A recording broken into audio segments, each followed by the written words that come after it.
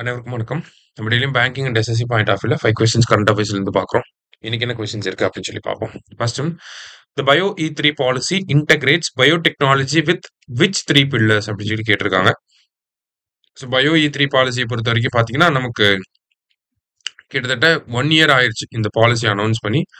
அந்த பேக்ரவுண்ட்ல பார்க்குறப்ப நமக்கு எக்கனாமி, என்விரான்மெண்ட், எம்ப்ளாய்மெண்ட் அப்படிங்கிறது தான் அதோட 3 பில்லர்ஸா இருக்கு. சரியா? அடுத்தது consider the following statements about vice president election அப்படின்னு சொல்லி கேட்டிருக்காங்க.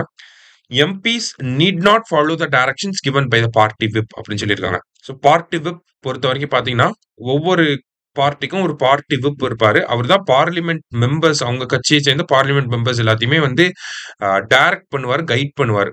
அவர் சொல்றதா எல்லாரும் கேட்கணும். ஆனா வைஸ் பிரசிடென்ட் எலெக்ஷனை பொறுத்த வரைக்கும் அப்படி கிடையாது. சரியா? அவர் சொல்றது கேட்கணுங்கிற அவசியம் கிடையாது. அதனால anti defection law is not applicable in wise president election அப்படின்னு சொல்லுவாங்க. சரியா? ஸோ போத் கரெக்ட் அப்படிங்கிறது கரெக்ட் ஆன்சர். ஆன்டி டிஃபெக்ஷன் லா அப்படிங்கிறது வைஸ் பிரசிடென்ட் எலெக்ஷன்ல அப்ளை ஆகுது. கட்சி தகவல் தடை சட்டம் அப்படிங்கிறது. ஏன்னா இது வந்து சீக்ரெட் பேலட்ல நடக்கக்கூடிய எலெக்ஷன். அடுத்தது the MMR of which state has seen a sudden increase from 18 to 30 அப்படின்னு சொல்லி கேட்டிருக்காங்க. கேரளாவோட எம்எம்ஆர் வந்து 2014ல 46 இருந்துச்சு.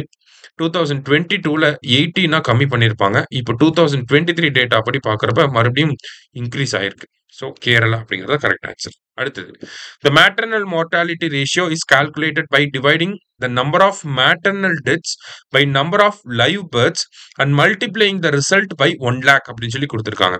சரியா? எம்எம்ஆர் எப்படி கால்குலேட் பண்றாங்க அப்படின்னு சொல்லி பார்த்தீங்கன்னா நமக்கு number of maternal deaths divided by number of live births எவ்வளோ இருக்கு அப்படிங்கிறது. ஓகேவா? இப்படி இன்டூ வர ஆன்சரை வந்து 1 லேக்கால மல்டிப்ளை பண்ணிக்குவாங்க. இப்போ decrease in number of live birth increases mortality rate as seen in Kerala அப்படின்னு சொல்லியிருக்காங்க. அதாவது மேட்டர்னல் மார்டாலிட்டி ரேட்டும் லைவ் பர்த்தும் வந்து இன்வெர்ஸ்லி ப்ரொபோர்ஷனலா இருக்கு.